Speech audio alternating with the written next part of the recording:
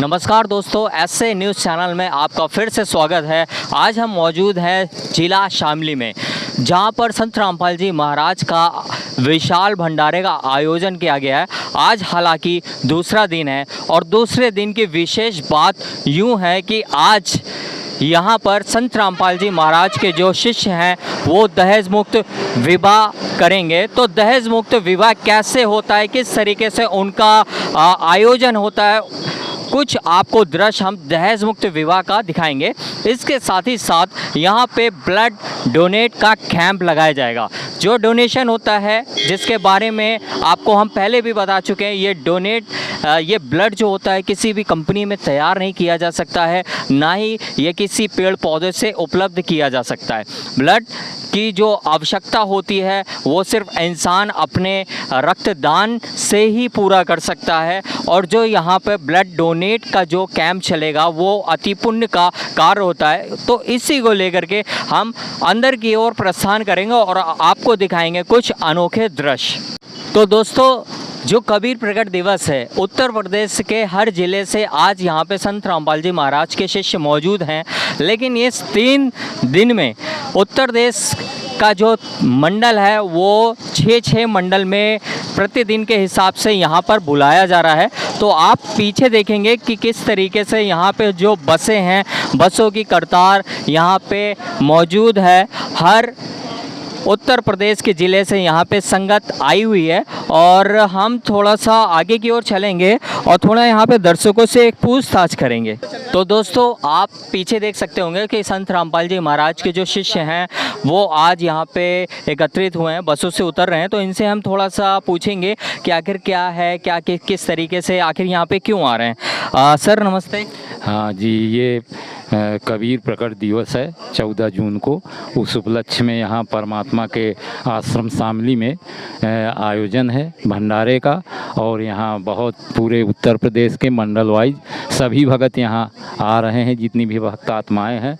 और यहाँ सत्संग और सब चीज़ें जो है यहाँ देखेंगे। तो ये जो सत्संग का और विशाल भंडारे का जो आयोजन है, इस विशाल भंडारे के साथ साथ यहाँ पे सुनने में आया है कि ब्लड का जो डोनेट का कैंप होता है वो भी चल रहा है। तो ये जो ब्लड का डोनेट का जो कैंप होता है, तो आप लोग ये जो रक्तदान करते हो, तो क्या ये आप अपनी स्वेच्छा से करते हो या आपको प्रेशर किया जाता है, या किस प्रकार से आप करते हो? नहीं, हम ये सभी भक्त आत्माएँ जो हैं, जो भी जिनको देना है वो सब स्वेच्छा से देते हैं। और परमात्मा की दया से जो भी समाज में इसका उपयोग होता है या जो भी गरीब आत्माओं को मतलब है उनके प्रयोग में आता है, वो सभी लोग स्वेच्छा से देते हैं। कोई दबाव किसी प्रकार का यहाँ नहीं। ये बहुत ही अच्छी बात है, क्योंकि जो रक्तदान का जो कार्य होता है वो बहुत ही पुण्य का काम है। और यहाँ पे ये रक्तदान हमेशा कैंप लगाते रहते हैं। और इसी के साथ साथ अब हम आश्रम के अंदर प्रवेश करेंगे और कुछ जो आज अनोखी व्यवस्थाएं हैं उस पर एक नज़र डालेंगे।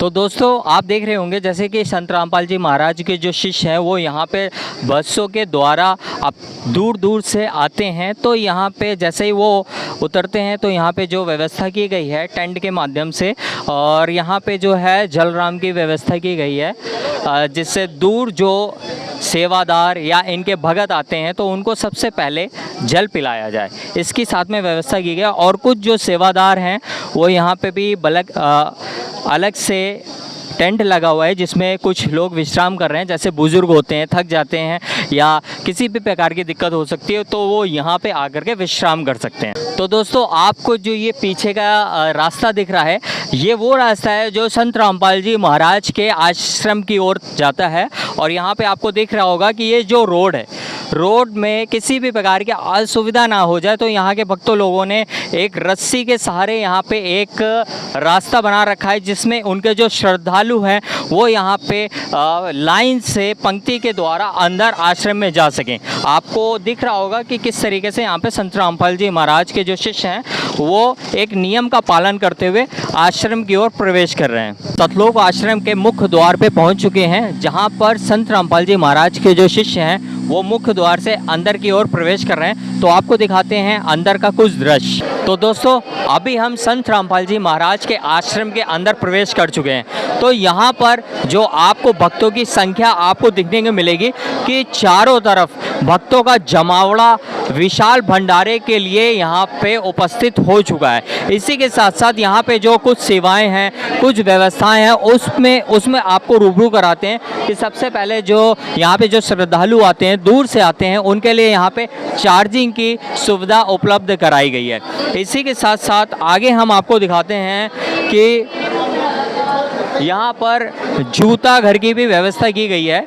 जैसे कि कोई श्रद्धालु आता है तो उसके लिए जूता किस प्रकार से सुरक्षित रखा जाए जिसके जूते चप्पल ना खो सकें। फिर उसी के साथ साथ हम आगे बढ़ते हैं तो आगे हम आपको दिखाते हैं कि यहाँ पे आप देख सकते होंगे किस तरीके से अच्छी व्यवस्था की गई है। स्टैंड लगा करके झोले में सब श्रद्धालु के यहाँ पे जूतों को सुरक्षित रखा गया है। इसके साथ साथ आपको यहाँ पे देखने को मिलेगा कि ये जो संत रामपाल जी महाराज का जो पुस्तकालय है, जो यहाँ पे संत रामपाल जी महाराज द्वारा पुस्तक लिखी हुई यहाँ पर मिलती हैं, जो उनके श्रद्धालु अपने घर जा कर के उस पुस्तक का अध्ययन कर सकते हैं और भक्ति मार्ग में आगे बढ़ सकते हैं। तो इसी के साथ साथ मैं अपने कैमरामैन से बोलूँगा कि एक तरफ पंडाल की तरफ नज़ारा दिखाएं कि किस तरीके से यहाँ पे संत रामपाल जी महाराज का आज भक्तों का यहाँ पे तांता लगा हुआ है। तो दोस्तों अभी हम संत रामपाल जी महाराज का जो मुख्य पंडाल है, हम वहाँ पे स्थित हैं और अभी हम आपको ऊपर से कुछ ऐसे दृश्य दिखाएंगे जो यहाँ पर आपको देखने को मिलेगा संत रामपाल जी महाराज के भक्तों में कितने अपने गुरु जी के प्रति आस्था है। तो मैं कैमरामैन से बोलूँगा कि कृपया करके मेरे साथ ऊपर चलें और वो खूबसूरत नज़ारा दिखाएं जो यहाँ पर देखने में एक बहुत ही अद्भुत होगा। तो आप देख सकते हैं जो अभी जो है मैं ऊपर आ चुका हूँ और यहाँ पे जो संत रामपाल जी महाराज का जो सिंहासन है, वो आश्रम है, सत्संग का स्थल है, बहुत ही खूबसूरत सजा हुआ है। ये यहाँ पे मुझे बहुत ही अच्छे से देखने को मिल रहा है। और इसके साथ ही साथ क्या है, मैं अपने कैमरामैन से बोलूँगा कृपया करके ऊपर आ जाए।